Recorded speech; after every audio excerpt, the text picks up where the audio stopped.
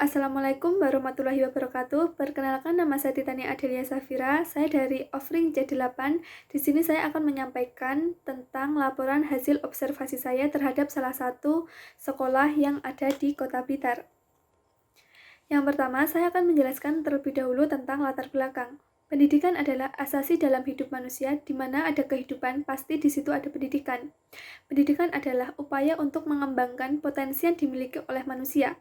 Pendidikan sangat penting sekali dalam kehidupan manusia, karena jika tidak ada pendidikan, mungkin saja potensi yang dimiliki oleh manusia akan terpendam. Pendidikan juga menciptakan agar manusia memiliki tingkah laku yang baik, moral yang baik, dan kecerdasan yang bermanfaat bagi dirinya dan masyarakat sekitar. Pendidikan di Indonesia memiliki 3 jenis, yaitu pendidikan formal, non-formal, dan informal.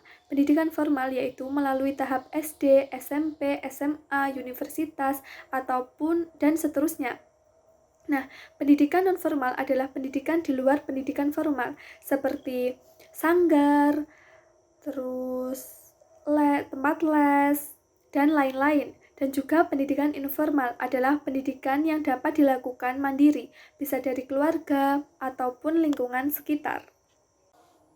Saya akan menjelaskan tujuan penulisan laporan hasil observasi saya. Yang pertama, untuk mengetahui sistem pendidikan yang dijalankan pada lembaga tersebut. Yang kedua, pelaksanaan pendidikan karakter pada lembaga tersebut. Yang ketiga, penerapan pendidikan multikultural pada lembaga tersebut.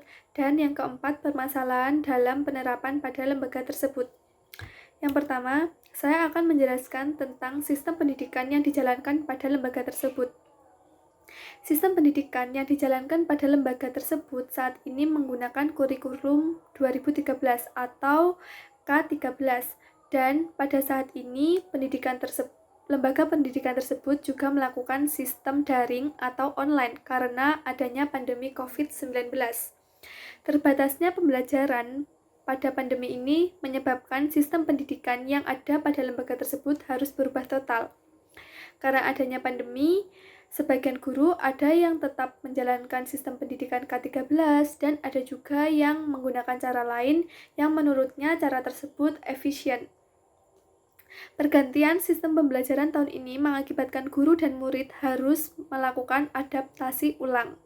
Karena pembelajaran pada tahun ini dilakukan secara online, bukan tatap muka, sehingga banyak sekali perubahan yang dialami oleh guru dan para muridnya. Yang kedua, saya akan menjelaskan tentang pelaksanaan pendidikan karakter di lembaga tersebut. Pendidikan karakter yang dilaksanakan di lembaga tersebut yaitu pendidikan karakter peduli lingkungan atau Adiwiyata. Adiwiyata mengajarkan murid untuk mencintai lingkungan dan melestarikan lingkungan. Sebelum adanya pandemi COVID-19, setiap hari Jumat, para guru dan para siswa melakukan kegiatan Jumat bersih yang dilakukan pada pukul 8 sampai pukul 9. Kegiatan yang dilakukan pada Jumat bersih diantaranya membersihkan kelas, membersihkan kamar mandi, dan lingkungan sekolah lainnya. Pada saat Jumat bersih, semua guru dan siswa diwajibkan untuk mengikutinya, karena jika tidak mengikuti maka akan terkena sanksi. Sebelum adanya Adiwiyata, di lembaga tersebut sangatlah gersang karena hanya sedikit tanaman.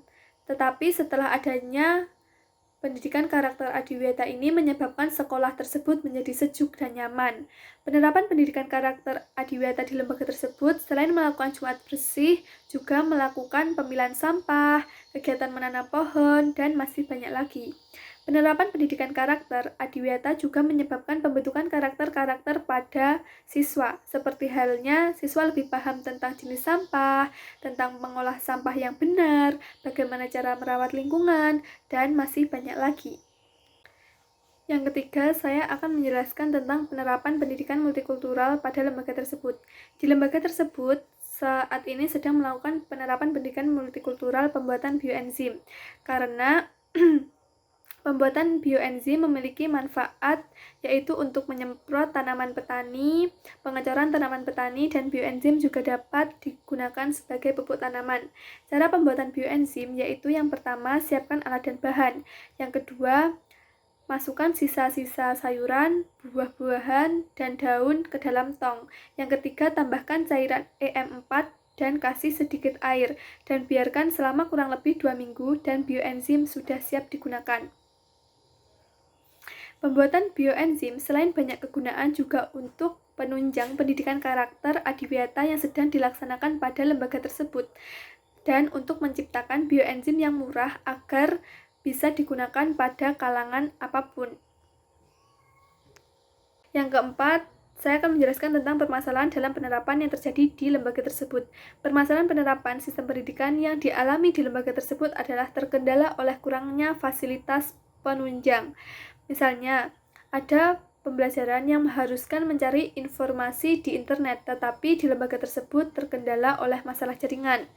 Dan yang kedua, masalah kurangnya buku paket.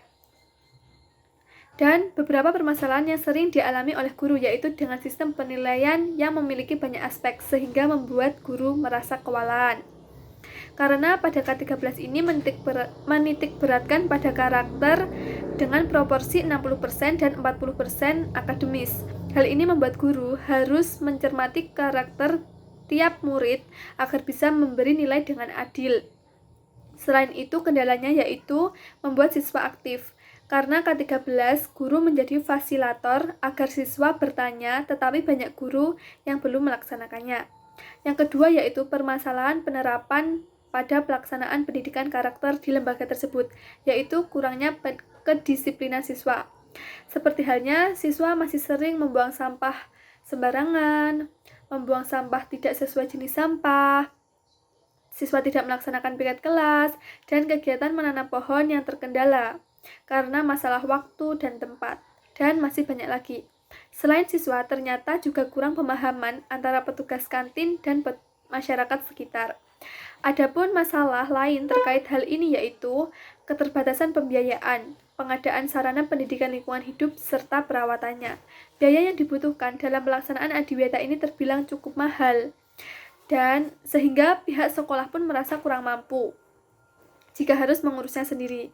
Perawatan di lingkungan sekolah juga terbatas karena di lembaga sekolah tersebut hanya ada 1 orang yang mengurus semuanya, sedangkan kurang lebih dibutuhkan 2 atau 3 orang yang untuk membantu mengurus kebersihan lingkungan yang ada di sekolah. Yang ketiga, permasalahan dalam penerapan pendidikan multikultural, yaitu kurangnya biaya dan pengolahan. Biaya yang digunakan untuk membuat bioenzim terbilang cukup mahal karena 1 tong saja bisa membutuhkan beberapa banyak bahan. Belum lagi jika percobaan itu gagal, maka akan semakin banyak biaya yang digunakan. Dan pengolahan bioenzim juga menjadi permasalahan dalam hal ini karena pengolahan bioenzim tidak sembarangan. Pengolahan bioenzim harus dilakukan bersama orang yang tahu dan orang yang tepat. Karena jika tidak dilakukan oleh orang yang tahu tentang pembuatan bioenzim, maka bioenzim tersebut akan menjadi mahal sehingga biaya yang dibutuhkan akan tambah naik lagi.